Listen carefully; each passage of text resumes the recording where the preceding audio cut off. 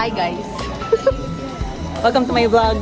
Nakarating po ako ng SM Santa Mesa. Oo. Hello mga Sila na nga yung nag-intro, kaya samahan niyo ako for today's video as pumunta sa PUP kasama mga kaklase ko. At bago nga ang lahat, syempre, nag-fit check muna tayo. Kasi sino ba namang hindi nag-fit check, di ba, Char? Lahat po. Pagkalabas ko ng bahay, grabe mga be, sobrang init. Hindi pa nga ako nakakalayo pero lagkit na ako. Pawis na agad. Ang plano ko today is mag-commute. So nag-tricycle muna ako. Tapos, bago ako sumakay, dumaan muna ako sa 7-Eleven. Kailangan ko kasing bumili ng face mask kung ayaw kong mangitim yung ilong ko during sa biyahe. Char! After that, nag-book na ako ng angkas kasi medyo malayo pa yung pupuntahan ko. Imagine, galing pa akong Bulacan. Tapos, papunta ako ng Santa Mesa, Manila. Kalagitnaan ng biyahe namin, nagpagas muna si Kuya. Dito kami dumaan sa may Commonwealth at QAB. Medyo mabilis lang din naman ang biyahe. Mga 1 hour and 30 minutes lang naman. Char!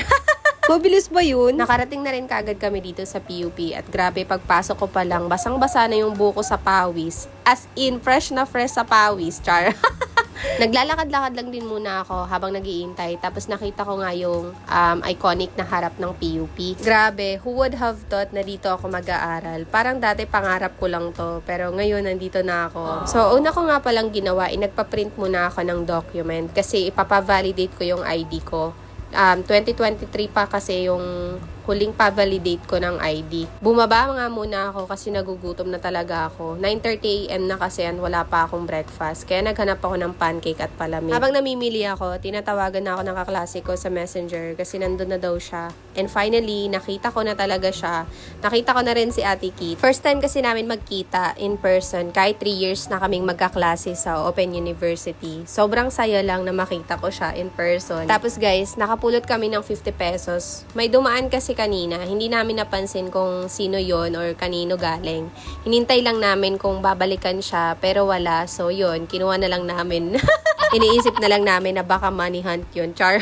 Ang main pakay talaga namin today is pumunta sa OJT Job Fair para magkaroon nga ng idea sa process. Pero plot twist, hindi pala natuloy yung event. Late na rin namin nalaman, kaya ayun, nandito na kami. After nyan, pumunta kami dito sa may building kung saan nandito yung program chair ng HRM. So, nagkita na rin kami ng dalawa kong kaklase pa.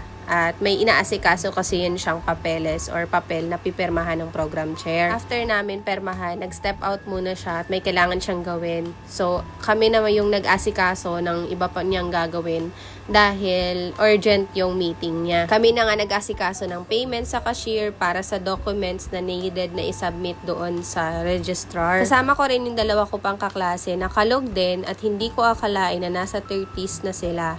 As in, 34 at 32 lang tong dalawa, pero parang mga dalaga lang.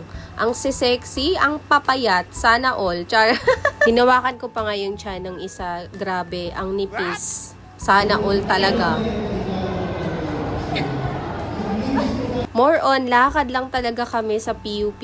Ikot-ikot, chika, ganun. Enjoy. Pumunta kami sa cafe. Dito lang din sa 4th floor ng Ninoy Aquino Building, katabi ng library. Doon kami tumambay habang may meeting yung isa naming kaklase. At hindi kami nagkape. Tubig lang talaga yung kinuha namin. Kasi, ewan ko ba sa mga to, ayaw daw nila ng kape kasi kakain din naman mamaya-maya konti. Ako, tubig lang din talaga kasi kumukulo yung tiyan ko kapag nagkakape. So, baka abutan pa ako, mahirap na. After nun, bumaba kami at pumunta sa may lagoon. Ang daming nagtitinda doon at ang sarap tumambay kasi malamig. Maya konti, dumating na rin si Ate Leia at pupunta na pala kami doon sa taas para magtanong nga ng maayos doon sa process ng OJT. So, kagaya ng nabanggit ko kanina, i-discuss ko na lang previous vlog ang filing at kung paano yung process na updated ngayon sa PUP-OU po, kung paano mag-apply at ano yung mga kailangan i-accredited at yung mga hindi pwede. After namin magtanong about OJT process, nag-decide na kami lumabas para kumain. Bago pala kami lumabas, dumaan muna kami dito sa may area kung saan may mga street food. Lakwatsa lang ng lakwatsa, no? Ayun na nakatakas eh. Para. Anong oras tayo uwi? Days tayo nun eh. Anong oras tayo uwi? Days tayo nung... Guys, nagtit ng mukha. Oo nga, dapat nga nag-beat kayo dun, oh. Ang plano, pag nagkita kami, magti-TikTok. Pero sa sobrang dami ng chika, wala na. Hindi na nagawa. Nakalimutan na. So, yun, sumakay na kami ng kotse at dumiretso na kami sa SM Santa Mesa. Dito na pala kami kumain sa Kuya Jay at sobrang big time nung kaklase ko kasi nanlibre siya nung pagkain namin. Ang dami na nga niyang in-order na pagkain dyan. Thank you so much, Ate Kit. Sa Bulinaw na lang ha. Sa Bulinaw na lang kami babawi. Ayan. Dito na lang yan sa gitna, Kuya. Ako may birthday. Apo, sa gitna na lang po. Yan. Payat lang yan, kuya, pero... Hindi ka kuya.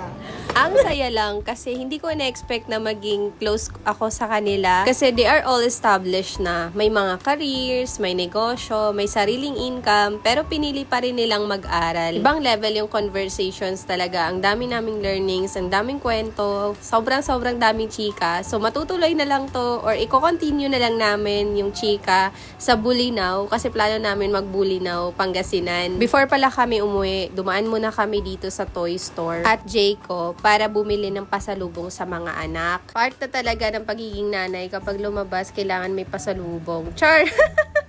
Takam na takam nga ako dito sa donut at ang dami nilang choices dito. Nagbayad na rin kami ng in-order namin dito. After nun, naghiwa-hiwalay na kami. Yung iba nag-grab. Ako naman, sumabay ako kay Ate Leia papuntang Bulacan. Binaba niya ako sa may Philippine Arena. Then, nag-angkas lang ako pauwi. Nako, bitin na bitin nga ako sa usapan namin ni Ate Leia sa sasakyan. Ako na ngayon nagkukwento. Ako pa yung nabitin. Pag-uwi ko, sinalubong agad ako ng anak ko with matching Jayco. Nakakapagod yung araw na to, pero sobrang worth it. Ang saya kasi nakasama ko yung mga klase ko. So, yun lang for today's vlog. Thank you for watching. Bye!